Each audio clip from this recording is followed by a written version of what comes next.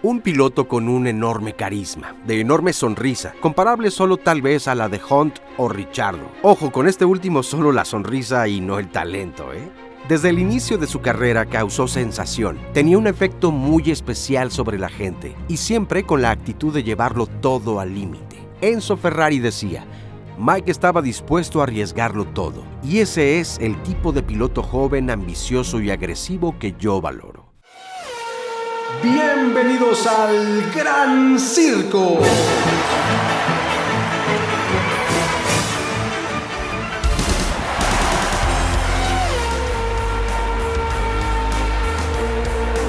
Bienvenidos a los expedientes F1.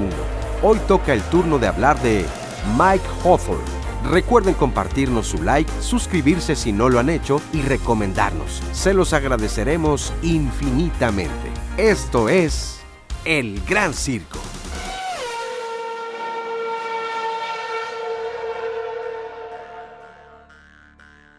El 10 de abril de 1929, en el West Riding de Yorkshire, Inglaterra, nació John Michael Hawthorne. Su padre era dueño del Tourist Trophy Garage en Farnham y tenía la franquicia para suministrar y dar servicio a varias marcas de renombre, entre ellas Jaguar y Ferrari. Su padre siempre impulsó su carrera. De alguna forma, compartían el mismo gusto por la velocidad, ya que el padre de Mike había sido corredor de motocicletas. Sus estudios los especializó en el Chelsea Technical College. En 1954, Mike heredó de su padre el negocio familiar tras su muerte. ¿Quién lo diría? En un accidente automovilístico.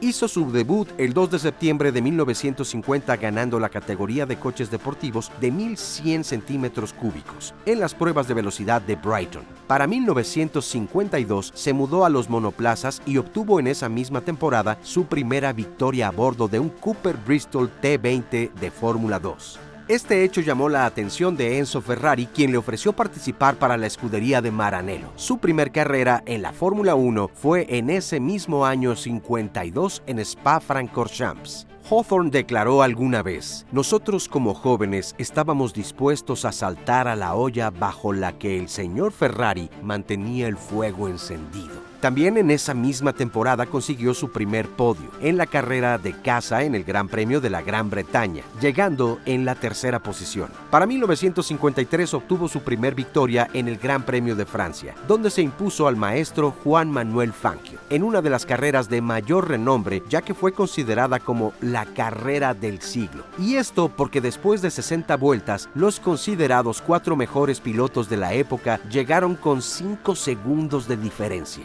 Además, ese mismo año ganó junto a Giuseppe Farina, su compañero en Ferrari, las 24 horas de Spa-Francorchamps. En 1954, mientras corría el Gran Premio de Siracusa en Sicilia, Italia, Hawthorne tuvo un accidente que le provocó graves quemaduras, pero pudo reponerse y al final de la temporada, el joven británico alcanzó el tercer lugar en el campeonato de pilotos, gracias a la victoria en el Gran Premio de España. En ese mismo año falleció su padre y, sintiendo la necesidad de pasar más tiempo cerca de su familia, dejó Ferrari para unirse a Van Wall de Tony Vanderbilt, pero tan solo 2 carreras después regresó a Ferrari. Un piloto de Fórmula 1 para ser campeón no tiene que ser por fuerza el que más grandes premios gana en una temporada. Prueba de ello es Mike Hawthorne, pues será recordado por ser el piloto campeón de la Fórmula 1 con menos victorias en toda la historia, tan solo 3 victorias. Sin embargo, también fue ganador de las 24 horas de Le Mans, aunque 1955. En esa época era muy común que los pilotos compitieran en distintas categorías. Esto les brindaba una mayor experiencia, además de que el calendario de la Fórmula 1 no contaba con tantas carreras como hoy en día. Así que en enero de ese año, Mike se unió al equipo de Jaguar para correr las 24 horas de Le Mans. Hawthorne obtuvo una deslumbrante victoria, marcando un récord de vuelta de 4 minutos 6 segundos, además de mantener una fantástica batalla con el argentino Juan Manuel Fangio durante 3 horas en las primeras etapas. Y sí, todo esto suena espectacular de no haber sido por el fatal accidente considerado como el peor desastre en la historia del automovilismo, en el que murieron 83 espectadores y el piloto de Mercedes, Pierre Lebet.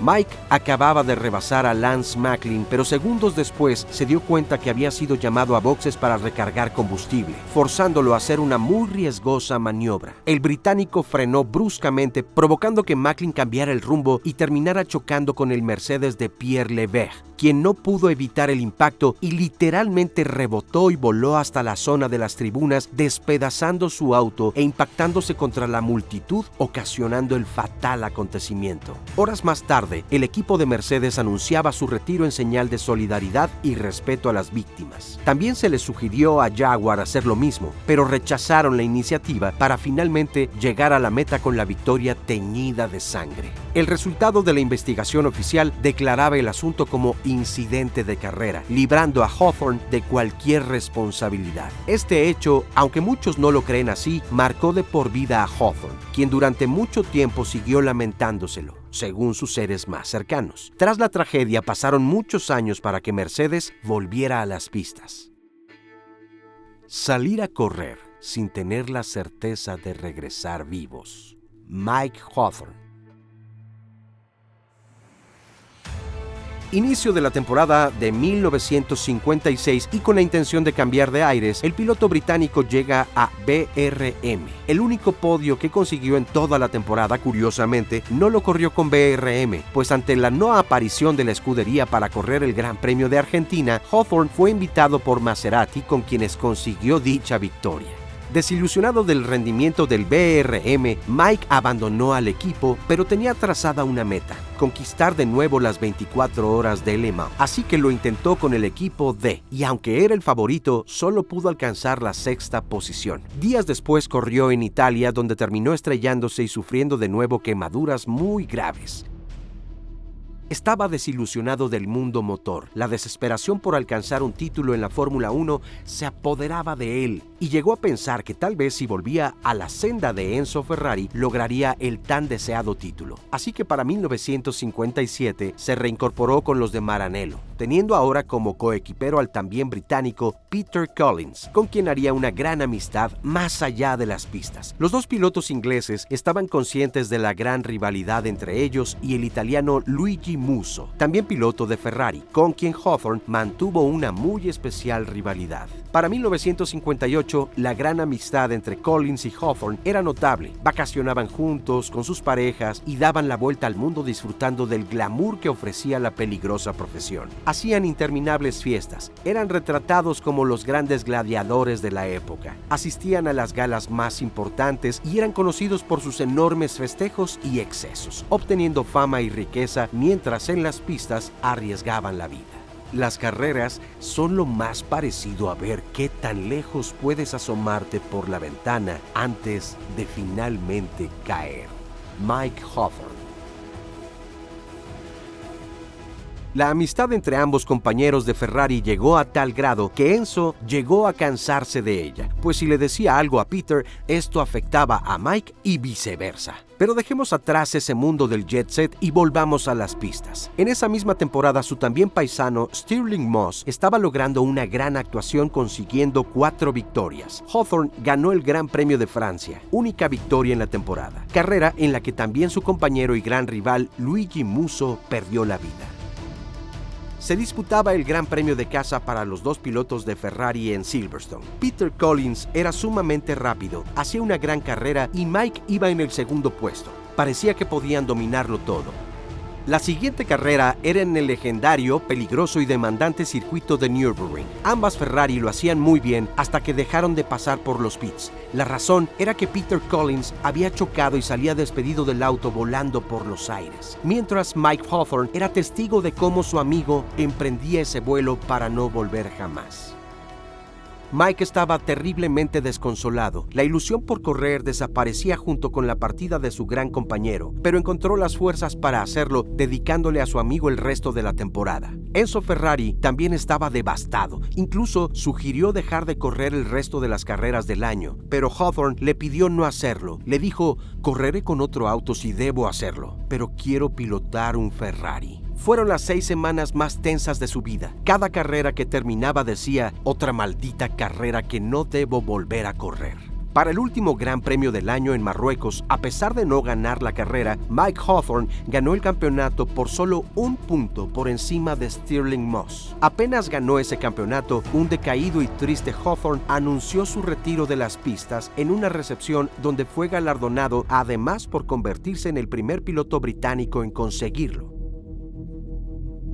Apenas 3 meses más tarde, Mike Hawthorn, a bordo de su Jaguar, perdió el control de su vehículo para finalmente estrellarse y terminar su vida en un accidente automovilístico, al igual que su padre 4 años antes. Algo que muy pocas personas saben o recuerdan es que Mike Hawthorn tenía un problema congénito en el riñón. Había días en los que se ponía muy débil, pálido y sudoroso. De haberse sabido, hubiera puesto su carrera en peligro, pues no le hubieran permitido correr. Así que siempre lo ocultó muy bien. Incluso no cumplió con su servicio militar por obvias razones, aunque nunca confesó la razón. Algunas personas afirman que es muy probable que se haya desmayado y al perder el conocimiento perdió también el coche y la vida. Según algunas opiniones médicas, solo le quedaban debido a su enfermedad algunas semanas de vida. Lo cierto es que muy probablemente, si le hubieran dado a elegir a Mike Hawthorn la forma de despedirse de este mundo, hubiera sido exactamente así, sobre 4 ruedas. Enzo Ferrari, tras la fatal noticia, dijo: "Y así termina la vida de los 2 pilotos caballeros". Hemos llegado al final de otro episodio de los Expedientes F1. Esperamos que lo hayan disfrutado. No olviden dejarnos su like, suscribirse si no lo han hecho aún y recomendarnos. Se los agradeceremos aceleradamente. Nos vemos muy pronto y mil gracias por acompañarnos. Esto es El Gran Circo.